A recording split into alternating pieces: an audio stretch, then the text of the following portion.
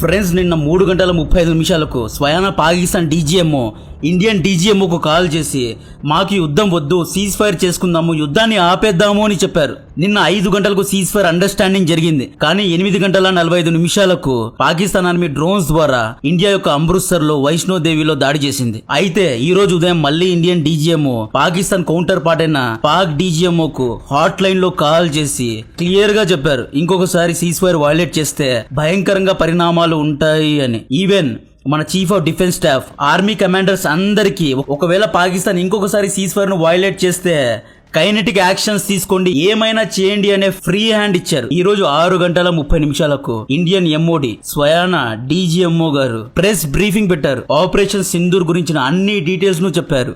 ఈ ఆపరేషన్ లో Indian army గెలిచింది అని కూడా చెప్పారు. అయితే ఇది పాకిస్తాన్ కు నచ్చలేదు. ఈ రోజు అంటే కొద్ది నిమిషాల ముందు 8 గంటల 30 నిమిషాలకు మళ్ళీ పాకిస్తాన్ ఎల్ఓసి వద్ద ఫైరింగ్ చేస్తోంది. మళ్ళీ సీజ్ ఫైర్ ను వయోలేట్ చేసింది. ట్రంప్ మధ్యలో దిరి సీజ్ ఫైర్ చేయించిన తర్వాత కూడా రెండోసారి పాకిస్తాన్ వయోలేట్ చేసింది. ఇండియన్ ఆర్మీను కావాలనే పాకిస్తాన్ రెచ్చగొడుతోంది. ఇండియన్ ఆర్మీ ఈ రోజు రాత్రి లేదా రేపు ఉదయం డెఫినెట్ గా పాకిస్తాన్ పైన అతిపెద్ద దాడి చేయబోతోంది. రేపు మార్నింగ్ నా వీడియో కోసం వెయిట్ చేయండి. ఈ వీడియోలో అసలు ఏం జరిగింది, ఇండియన్ ఆర్మీ ప్రెస్ బ్రీఫింగ్ లో ఏం చెప్పింది, మోడీ గారు ఎలా రెస్పాండ్ అయ్యారు, ఎందుకు ఇది పాకిస్తాన్ కు అంత కోపాన్ని తెప్పించింది అనేది చెప్తా. ఇండియన్ ఆర్మీ ప్రెస్ బ్రీఫింగ్ లో శాటిలైట్ ఫోటోస్ ను రిలీజ్ చేసింది. బిఫోర్ అండ్ ఆఫ్టర్ ఫోటోస్ ను రిలీజ్ చేసింది. ఆ ఫోటోస్ ను చూసి పాకిస్తాన్ పిచ్చిదైపోయింది. క్లియర్ గా పాకిస్తాన్ ఈ ప్లాట్ లో ఓడిపోయింది కాబట్టే మళ్ళీ దాడి చేస్తోంది. ఈసారి రెస్పాన్స్ మామూలుగా ఉండదు. రేపు మార్నింగ్ నా వీడియో కోసం వెయిట్ చేయండి. ఈ వీడియోలో ప్రెస్ బ్రీఫింగ్ లో ఏం జరిగిందో చెప్తా. ఈ రోజు మధ్యాహ్నం 12 గంటల 35 నిమిషాలకు ఇండియన్ ఎయిర్ ఫోర్స్ అఫీషియల్ గా తమ ఎక్స్ హ్యాండిల్ నుండి operation Sindoor is still on అనే స్టేట్మెంట్ ఇచ్చింది.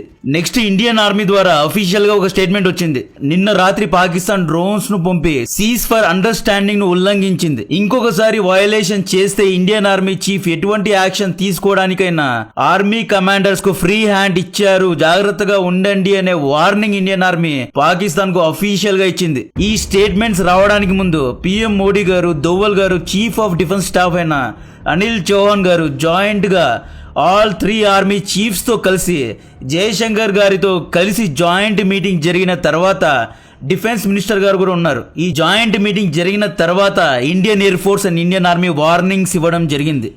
ఎవ్వరూ ఎటువంటి స్పెక్యులేషన్స్ చేయొద్దు, యుద్ధం అయిపోయింది అనే అజాగ్రత్తగా ఉండొద్దు, అందరూ కాషియస్ గా ఉండండి, operation Sindoor is still on అనే స్టేట్మెంట్ ఇచ్చారు. కొద్ది గంటల ముందు పీఎం మోడీ గారు ఇండియన్ ఆర్మీకి ఒక సందేశం ఇచ్చారు. వాళ్ళు తుపాకీ గుళ్లతో దాడి చేస్తే యుద్ధ తోపులతో సమాధానం ఇవ్వండి అనే సందేశం ఇచ్చారు. Hit them harder, bigger and deeper అనే స్టేట్మెంట్ ఇచ్చారు.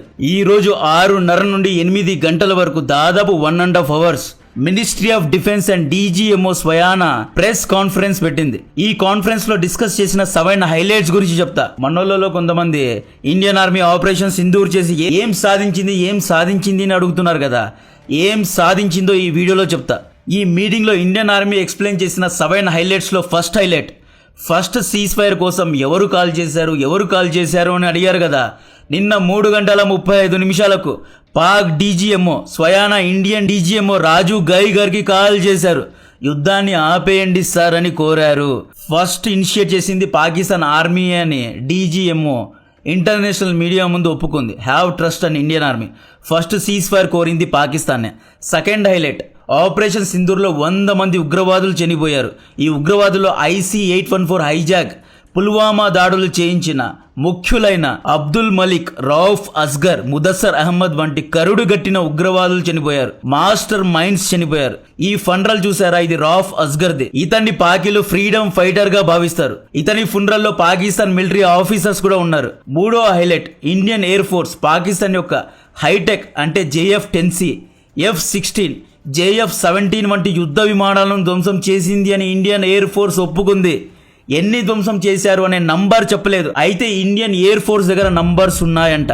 ఈ యుద్ధ విమానాల యొక్క టెక్నికల్ స్పెసిఫికేషన్ చెక్ చేస్తున్నారు అని చెప్పారు. రానున్న రోజుల్లో ఫైటర్ జెట్స్ యొక్క పేర్లు కూడా అందరికీ తెలుస్తాయి అని చెప్పారు. అయితే ప్రతిదాడిలో కొన్ని ఇండియన్ ఫైటర్స్ కూడా గాయపడ్డారు అని ఒప్పుకున్నారు. నిజాలను ఒప్పుకుంటున్నారండి. This is what Indian army is all about. Indian army Shehbaz Sharif లాగా మేము గెలిచేశాము అని తప్పుడు ప్రచారం చేయలేదు. చాలా డీసెంట్ గా ఏం జరిగింది ఏం జరగలేదని క్లియర్ గా ఎక్స్ప్లెయిన్ చేసింది. ఇంకా ప్రజలు నమ్మకపోతే నేనేమీ చేయలేను. ఫోర్త్ క్రిటికల్ పాయింట్ ఏంటి అంటే ఇండియన్ ఆర్మీ ఎయిర్ స్ట్రైక్స్లో దాదాపు 35 నుండి 40 మంది పాక్ సైనికులు జన్నత్కు వెళ్ళిపోయారు. ఎల్ఓసి ఫైరింగ్లో ఎంతమంది చనిపోయారనే నంబర్స్ లేవు.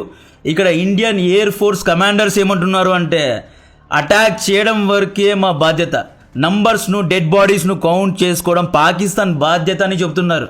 అయితే ఈ ప్రతిదాడిలో 5 మంది భారత సైనికులు కూడా వీరగతి ప్రాప్తి చెందారు. ఇక్కడ చెప్తున్నా కదా ఇండియన్ ఆర్మీ అక్కడ ఎంతమంది చనిపోయారు, ఇక్కడ ఎంతమంది వీరగతి పొందారు అని క్లియర్గా చెబుతోంది. ప్రొఫెషనల్గా ఆ బ్రీఫింగ్ జరిగిందండి. షహబాజ్ షరీఫ్ ఆ చీఫ్ పాకిస్తానీ డీజీ ఐఎస్పీఆర్ లాగా పిచ్చి పిచ్చి మాటలు ఫేక్ కూతలు ఇవ్వలేదు, చాలా డీసెంట్గా మాట్లాడారు. ఫిఫ్త్ హైలైట్, ఇండియన్ ఆర్మీకి ఒక మీడియా పర్సన్ అడిగిన క్వశ్చన్, ఇది యుద్ధమా లేదా ఆపరేషనా అని అడిగారు. ఇండియన్ ఆర్మీ క్లియర్గా ఇది షార్ట్గా జరిగిన యుద్ధం అన్నారు. ఈ యుద్ధంలో ఇండియన్ ఆర్మీ అప్పర్ హ్యాండ్లో ఉంది, ఇండియన్ ఆర్మీ ఏమనుకుందో అదంతా చేసింది అని చెప్పారు. ఇండియన్ ఆర్మీ ఏ ఒక్క ఇన్ఫ్రాస్ట్రక్చర్ను like S-400, radar, military command, ammunition yard ఇలా దేన్ని పాకిస్తాన్ టచ్ చేయలేకపోయింది అని క్లియర్గా చెప్పారు. సిక్స్త్ హైలైట్, ఈ ఆపరేషన్లో ఇండియన్ ఆర్మీ 9 ఉగ్రవాద శిబిరాల్లో 12 పాక్ మిలిటరీ బేసెస్ పైన దాడి చేసింది. ఇండియన్ ఆర్మీ దాడి చేసిన పాక్ యొక్క ఉగ్రవాద శిబిరాలు, మిలిటరీ బేసెస్ యొక్క before and after photos, satellite ఇమేజెస్ను ఇక్కడ పెడుతున్నా. మామూలుగా ఫొటోస్ పెడితే AI అనుకుంటారు, ఇక్కడ శాటిలైట్ ఇమేజెస్నే పెట్టారు. కావాలంటే క్రాస్ చెక్ చేసుకోవచ్చు లేదా ఫ్యాక్ట్ చెకింగ్ చేసుకోవచ్చు. సెవెంత్ హైలైట్, ఈ మీటింగ్లో ఇండియన్ ఆర్మీ మొత్తంగా 72 గంటలు ఆపరేషన్ను పూర్తిగా ఎక్స్ప్లెయిన్ చేసింది. షార్ట్గా చెప్పాలి అంటే April 22 రోజు పాకిస్తాన్ ఆర్మీ ఎస్కలేట్ చేసి పేల్గాంలో దాడులు చేసింది. దీనికి ప్రతీకారంగా May 7 ఉదయం ఇండియన్ ఆర్మీ పాక్ యొక్క 9 ఉగ్రవాద శిబిరాలపైన దాడి చేసింది. కౌంటర్గా పాక్ May 7 రాత్రి డ్రోన్స్తో జమ్మూ, పంజాబ్, రాజస్థాన్, గుజరాత్ బార్డర్స్లో UAV వార్ కిల్లర్ డ్రోన్స్తో టర్కీ నుండి తెచ్చుకున్న బేరక్తర్ డ్రోన్స్తో దాడి చేసింది. ఈ దాడులను ఇండియన్ ఎయిర్ డిఫెన్స్ సిస్టమ్ అయిన S-400, ఆకాష్, బరాక్ 800, పృథ్వీ వంటి ఎయిర్ డిఫెన్స్ సిస్టమ్ పూర్తిగా ఇంటర్సెప్ట్ చేసి గాల్లోనే ధ్వంసం చేశాయి. దీనికి కౌంటర్గా ఇండియన్ ఆర్మీ May 8 ఉదయం పాకిస్తాన్లో చాలా డ్రోన్స్ను పంపింది. లాహోర్లో ఉన్న పంజాబ్ ప్రావిన్స్లో ఉన్న HQ-9 ఎయిర్ డిఫెన్స్ సిస్టమ్ను, రాడార్స్ను ధ్వంసం చేయడం జరిగింది. దీనికి కౌంటర్గా పాకిస్తాన్ ఆర్మీ May 8 రోజు రాత్రి ఈ wedding and surveillance cheap drones ఉంటాయి కదా, 2000-3000 డ్రోన్స్, అటువంటి డ్రోన్స్ను వరుస పెట్టి పంపిందంట. May 9 కూడా పాకిస్తాన్ ఆ చీప్ డ్రోన్స్నే ఇండియా వైపు పంపింది. ఇక ఈ డ్రోన్స్ దాడులను తట్టుకోలేక, LOCలో ఫైరింగ్స్ను తట్టుకోలేక ఇండియన్ ఆర్మీ రెండవ అతిపెద్ద అటాక్ పాకిస్తాన్ పైన May 9 అర్ధరాత్రి చేసింది. 1:40 ఇండియన్ ఆర్మీ దాదాపు 11 Pakistani military and air bases పైన దాడి చేసింది. రహీం యార్ ఖాన్ ఎయిర్ బేస్లో అయితే రన్వేలో బొక్క పెట్టిందండి, చాలా పెద్ద బొక్క. ఈ వీడియో చూడండి, ఇంత పెద్ద బొక్క పెట్టేసింది. And Noor Khan air base రన్వేను పగలగొట్టింది. చిక్లాలా ఎయిర్ బేస్లో అయితే బిల్డింగ్నే లేవేసింది. ఆ శాటిలైట్ ఇమేజెస్ చూస్తే పిచ్చెక్కుతుంది. ఇజ్రాయెల్ అమెరికన్ స్థాయిలో దాడి చేసిందండి. ఇంత ఘోరంగా ఏ ఆర్మీ కొట్టించుకోదు, ఈవెన్ హమాస్ కూడా కొట్టించుకోలేదు. కేవలం 6 నుండి 7 గంటల్లో 1 కాదు, 2 కాదు, 3 కాదు, 11 మిలిటరీ బేసెస్ పైన దాడి చేయడం ఎక్కడా చూడలేదు. హమాస్ గాజా యుద్ధంలో కానీ, యుక్రెయిన్ యుద్ధంలో కానీ, ఇరాన్ ఇజ్రాయెల్ యుద్ధంలో కానీ ఎక్కడా కానీ నంబర్ వన్ ఆర్మీ అని చెప్పుకొని తిరిగే పాకిస్తాన్ ఆర్మీ ఇంత ఘోరంగా ఓడిపోతుందా? పాకిస్తాన్ ఆర్మీ ఎయిర్ డిఫెన్స్ సిస్టమే పనిచేయడం లేదంట. HQ-9 ఉంది, HQ-16E ఉంది, ఏవీ పనిచేయడం లేదు. ఘోరంగా ఓడిపోయిన పాకిస్తాన్ ఆర్మీ ఫేక్గా విక్టరీ పెరేడ్ చేస్తోంది, డమాకులు పటాకులు కాల్స్తోంది. ఏం చేశారా మీరు? ఈ ఆర్మీ చీఫ్ దగ్గర ఇన్ని మెడల్స్ ఉన్నాయి, ఏ యుద్ధం గెలిచావు నాయన నువ్వు? 1948లో ఓడిపోయారు, 1965లో ఓడిపోయారు, 1971లో ఓడిపోయారు, 1999లో ఓడిపోయారు, మళ్ళీ ఇప్పుడు 2025లో ఘోరంగా ఓడిపోయారు. 1999లో అయితే మీడియా అంతగా లేదు, శాటిలైట్ ఇమేజెస్ లేదు. ఇప్పుడు మన దగ్గర ఇస్రో ఉంది, మన GPS మనమే చూసుకుంటున్నాం. ఇస్రో ద్వారా చూడండి ఎంత క్లియర్గా గ్రాఫిక్ ఇమేజెస్ ఉన్నాయో. దీని తర్వాత పాకిస్తాన్ 3:35 స్వయాన పాకిస్తాన్ DGMOనే ఇండియన్ ఆర్మీ యొక్క DGMOకు కాల్ చేసి కాళ్ళ బేరానికి దిగాడు. మనం హాస్టిలిటీస్ను ఆపేద్దాం, ఇరువైపుల నుండి యుద్ధాన్ని ఆపేద్దాం, ఇక పీస్గా ఉందామని మొదటగా పాకిస్తాన్ DGMOనే ప్రపోజల్ పెట్టాడు. నేను ఇండియా చేసిన దాడుల యొక్క బిఫోర్ అండ్ ఆఫ్టర్ ఫొటోస్ పెడుతున్నా, జూమ్ చేసి చూసుకోండి. ఈ ఒక్కొక్క ఎయిర్ బేస్ పైన ఎలా ఎలా దాడి చేశారు అనేది సపరేట్ గా వీడియోస్ చేద్దాం. ఇది డిఫరెంట్ వీడియోస్ లాగా రిలీజ్ చేస్తా. ఎటువంటి హైటెక్ టెక్నాలజీ వాడారు, ఎటువంటి శాటిలైట్ ఇమేజరీ వాడారు, దీంట్లో ఇజ్రాయెల్ యొక్క DRDO యొక్క అండ్ మన తెలుగోడు ఒక ఆయన అడ్వాన్స్డ్ ఎయిర్ డిఫెన్స్ సిస్టమ్ను ఈ యుద్ధంలో గిఫ్ట్గా ఇచ్చారు. అది చేసిన బీభత్సం గురించి సపరేట్గా 20 minutes వీడియో చేస్తా. మన తెలుగోడు పాకిస్తాన్ మిజైల్స్ అన్నింటినీ ఓడించాడు. ఆ వీడియో కోసం వెయిట్ చేయండి, నెక్స్ట్ లెవెల్లో ఉంటుంది. మేబీ రేపు రిలీజ్ చేయడానికి ట్రై చేస్తా. ఇక నెక్స్ట్ ఏంటి అంటే ఆపరేషన్ సింధూర్ అనేది స్టిల్ ఆన్గా ఉంది. నెక్స్ట్ ఏంటి అంటే నిన్న రాత్రి డ్రోన్ దాడుల తర్వాత ఎందుకు ఇండియా రెస్పాండ్ అవ్వలేదు అంటే DGMO క్లియర్గా ఈ మీటింగ్లో ఏమని చెప్పారు అంటే ఈరోజు ఉదయం పాకిస్తాన్ DGMOకు హాట్ లైన్ ద్వారా కాల్ చేసి ఎక్స్ప్లెయిన్ చేశారంట.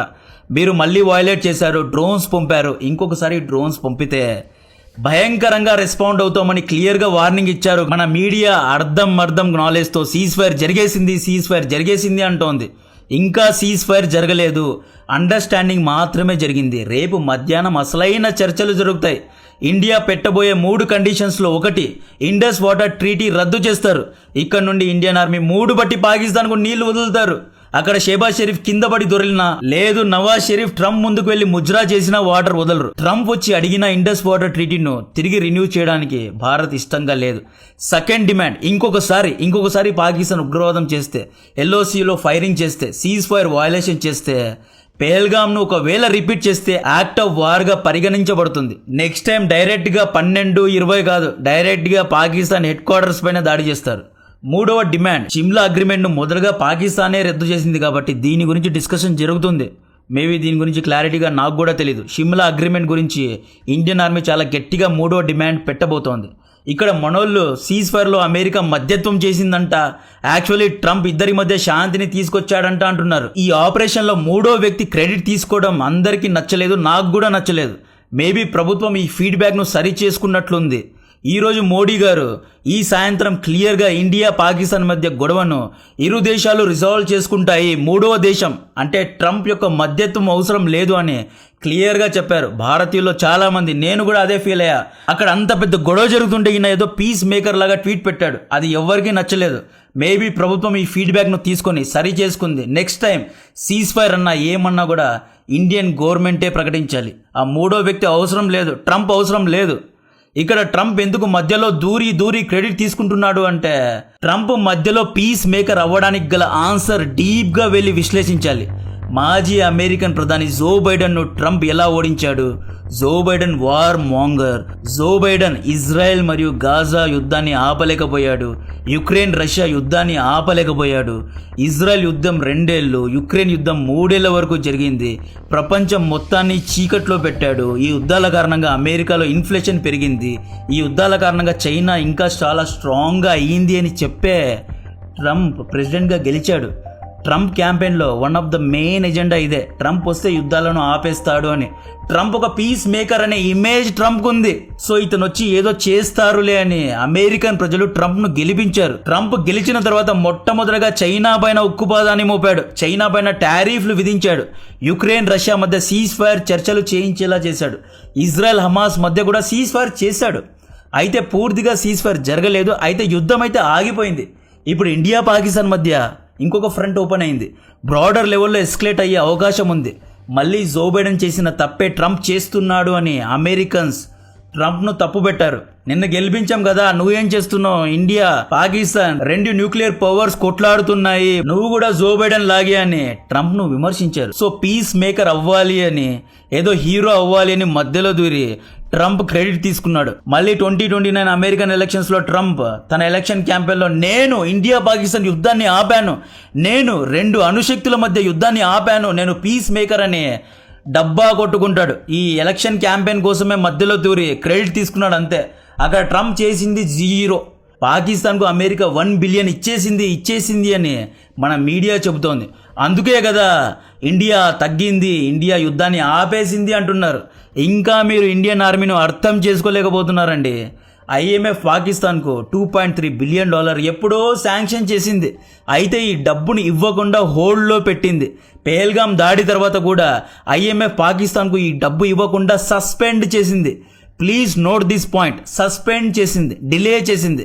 నిన్న ఉదయం పాకిస్తాన్ అమెరికా దగ్గరకు వెళ్ళి షుగర్ డాడీ మా రియల్ డాడీ మమ్మల్ని కొడుతున్నాడు, దయచేసి ఇంటర్వ్యూన్ అవ్వండి. పాకిస్తాన్ ఏం చేస్తుంది, వేరే దేశాలను ఇంటర్వ్యూన్ చేసి ఇండియా నుండి తప్పించుకోవాలి అని చూస్తోంది. Noor Khan air base and ముఖ్యంగా రహీమ్ యార్ ఖాన్ ఎయిర్ బేస్లో రన్వేనే లేపేశారు కాబట్టి Pakistan fighter jets like F-16 take off అవ్వలేవు కాబట్టే వీళ్ళు సీజ్ ఫైర్ను కోరారు, అమెరికా ఒక ఇంటర్వెన్షన్ను కోరారు. లేకపోతే పాకిస్తాన్ అంత ఈజీగా తగ్గదు, అక్కడ చేయడానికి ఏమీ లేదు. పాకిస్తాన్ రేడార్స్ అన్నీ పగిలిపోయాయి, ఎయిర్ డిఫెన్స్ సిస్టమ్ బ్లైండ్ అయిపోయింది కాబట్టే పాకిస్తాన్ ఈసారి తగ్గింది. లేదంటే పాకిస్తాన్ గురించి తెలుసు కదా, ఏదో ఒకటి డెఫినెట్గా చేసేది.